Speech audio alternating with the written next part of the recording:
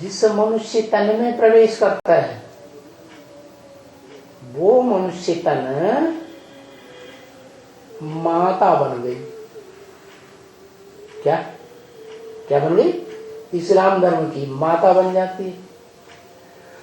और कैसे बन जाती है? वो सतयुग के आदि में दूसरी पीढ़ी में वही आत्मा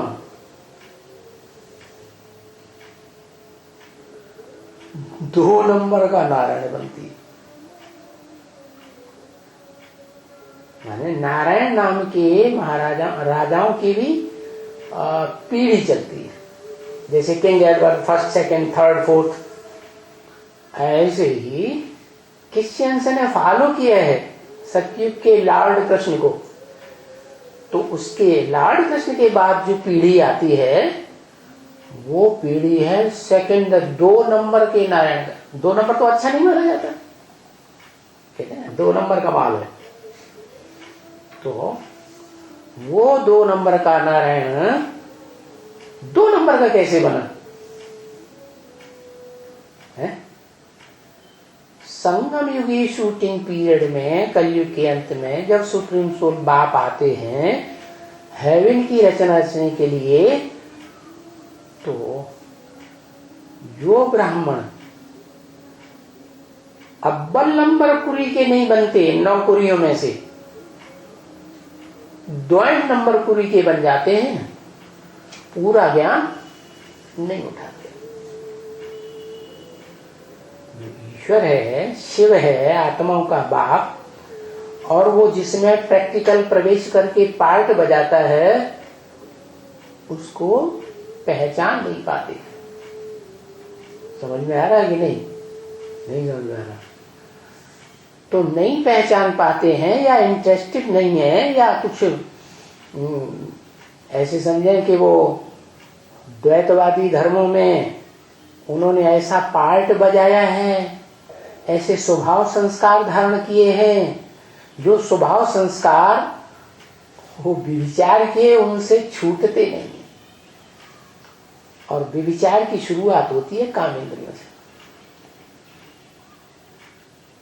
तो वही आत्मा है जो राजा है सतयुग की दूसरी सीढ़ी का नारायण।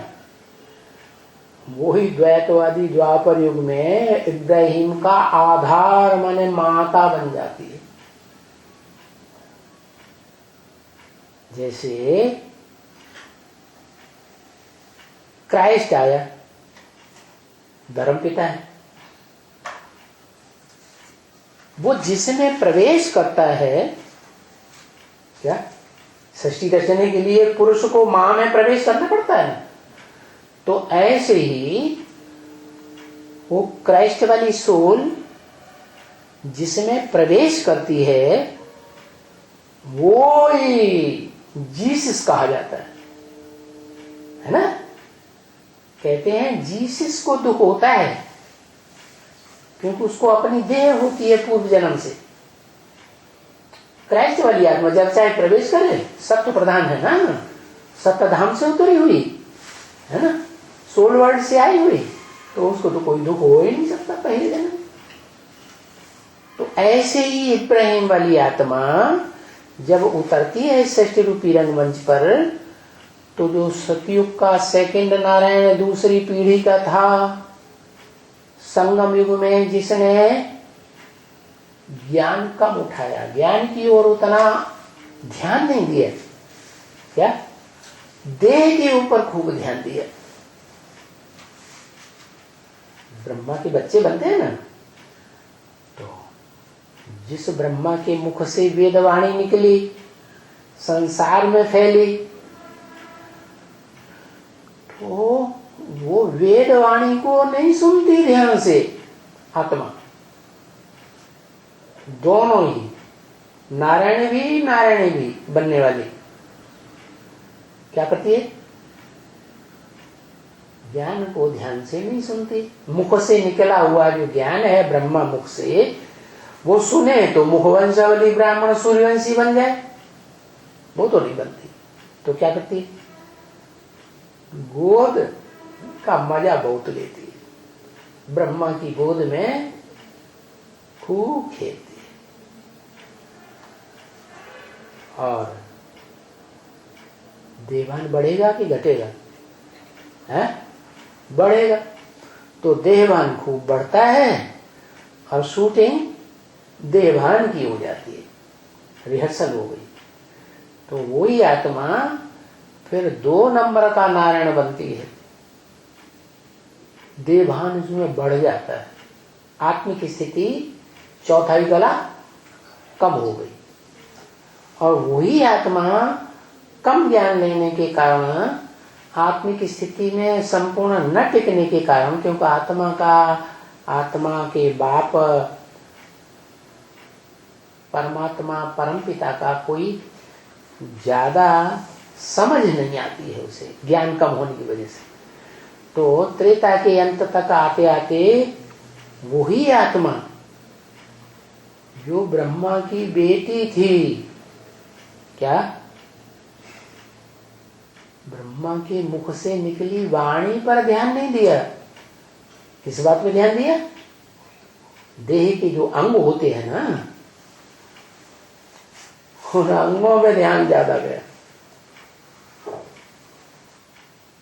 तो कैसी बेटी हुई, मायावी बेटी हुई या बाप की सच्ची बेटी हुई है? माया का प्रभाव हो गया उस आत्मा के अंदर। वो माया का भाव ना आया होता तो उसको माया बेटी नहीं कहा जाता। और वो द्वापर के आदि में जब जन्म लेते लेते आती है तो इब्राहिम का आधार बनती है।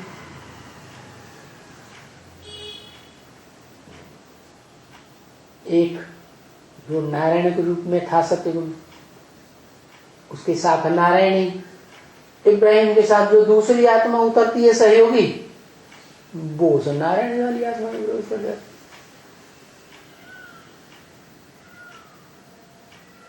तो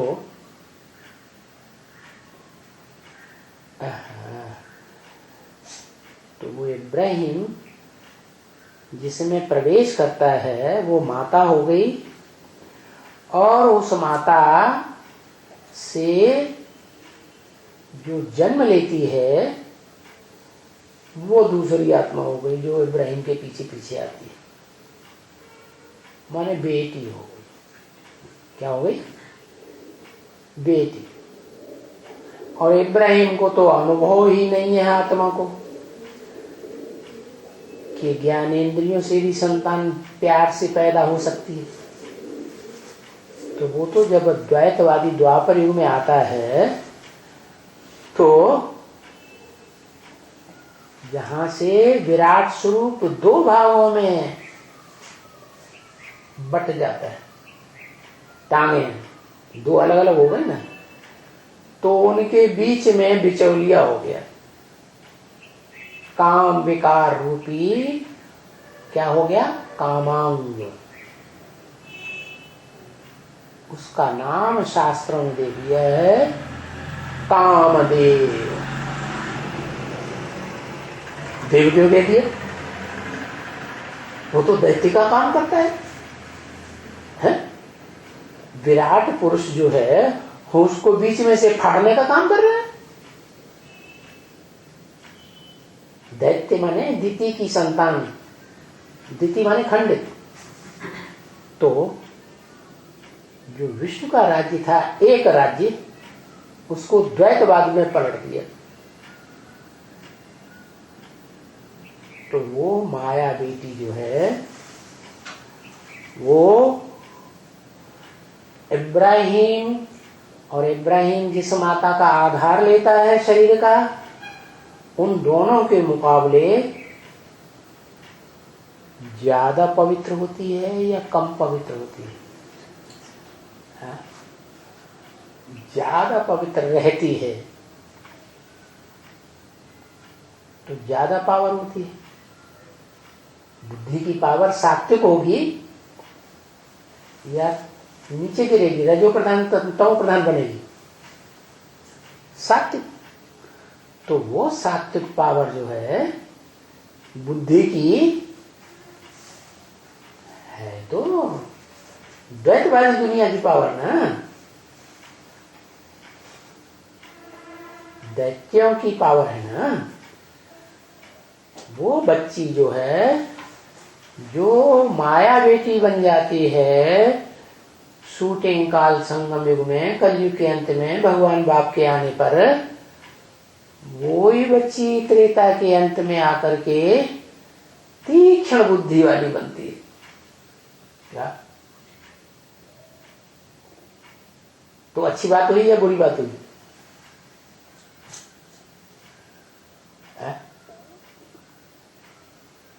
तीक्ष्ण बुद्धि होना, तीखी बुद्धि होना अच्छी बात है या खराब बात है?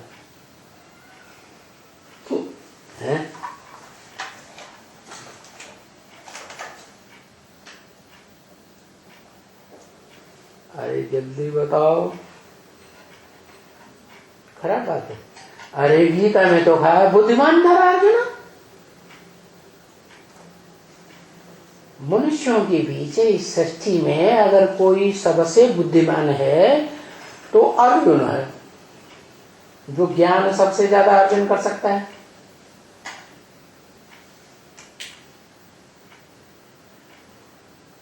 फाउंडेशन तो संगम युग से पड़ता है कि सतयुग से पड़ता है? तो देवताओं की तो बात ही नहीं हुई। उन ब्राह्मणों में से जिस ब्राह्मण ने बाप की गोद लेकर के नियत खराब की, देह के अंगों का सुख लिया, क्या मां है ना। मां जो है वो कपड़े पहनने वाली देवान का होती है कि जैसे पुरुष होते हैं, खास करके भारत में नागा बाबा बन के भी रहते हैं, शंकर जी की तरह नंगे होके रह सकते हैं, ऐसे स्त्री रह सकती है? नहीं रह सकती ना। देवभान होता है ना। तो वो देहभान वाली ब्रह्मा की आत्मा क्या, वो तो चोला पहन करके बैठती है। भले बीच में चोला है, लेकिन माया बेटी की बुद्धि में वो चोला कम आता है कपड़े का। क्या ज्यादा याद आता है? गोद में बैठते समय है वही पुरुष अंग। तो ये तो बेटी का कर्म नहीं है, बेटी का कर्म नहीं हुआ, ये तो माया बेटी हो गई। तो उस संबंध से पुरुष तो बेचारा होता ही है। द्वैतवादी द्वापर युग से दुर्योधन दुशासन काम इंद्रिय के वशीभूत हो जाता है ना। तो मारामारी करने के लिए मजबूर है। तो स्त्री को तो वो मार करने वाला अंग नहीं होता। तो जो ब्रह्मा बाबा थे संगम में, जिनके मुख से वेदवाणी निकली, वो ब्रह्मा बाबा बेटी पर आसक्त हो, मजबूरी। क्या शास्त्रों में लिखा है ना, क्या ब्रह्मा क्या करता है? बेटी पैदा करता है, बेटी पर ही आसक्त हो जाता है। तो ये तो दूसरी बेटी है। क्या कौन? जो भी बेटी नाम पड़ा, कुमारी नाम पड़ा, कुमार का कहो, कुछ भी कहो। तो वो बेटी जो है मम्मा के बाद माता के रूप में ब्राह्मण परिवार में दूसरे नंबर का मान मर्तबा ले लिया है या नहीं ले लिया है? मम्मा ने शरीर छोड़ा और वो गद्दी पे बैठ गई। और बाबा ने भी मुरली में बोल दिया, इन सभी सितारों में सबसे जास्ती खातिरी होती है कुमार काल। क्यों भैया? वो ब्राह्मण परिवार में सभी ब्राह्मण बच्चे, उसकी ज्यादा खुद खातिरी क्यों करना शुरू कर दी? कोई कारण होगा ना? नहीं कारण समझ में आया क्या? क्या कारण? उसे जगदम्बा की टाइटल दे दिया, और वो टाइटल प्रैक्टिकल में मिला भी। अमेरिका गई तो वहां जगदम्बा का टाइटल लेके आ गई। क्या? मम्मा की, जैसे ओम राधे मम्मा की एक तरह से सौतन बन गई। ऐसे नहीं कि ओम राधे मम्मा ने शरीर छोड़ दिया तो वो आत्मा ही खत्म हो गई। वो आत्मा ने सूक्ष्म शरीर धारण कर लिया। जैसे ब्रह्मा बाबा ने जब शरीर छोड़ा तो कौन सा शरीर धारण किया? सूक्ष्म शरीर। मम्मा के जाने के बाद, शरीर छोड़ने के बाद, मम्मा तो सूक्ष्म बतन से, सूक्ष्म शरीर से सारा ड्रामा देख रही थी। तो वो टाइटल लेकर के बैठी हुई माया बेटी में शूटिंग कर दी, माया बेटी बनने की। उसी के कारण क्या वो द्वापर के आदि में और त्रेता के अंत में वो प्रैक्टिकल माया का रूप बन जाती है, जैसे संगम युग में बनी थी। इब्राहिम की बेटी बनती है और वो बेटी क्या करती है?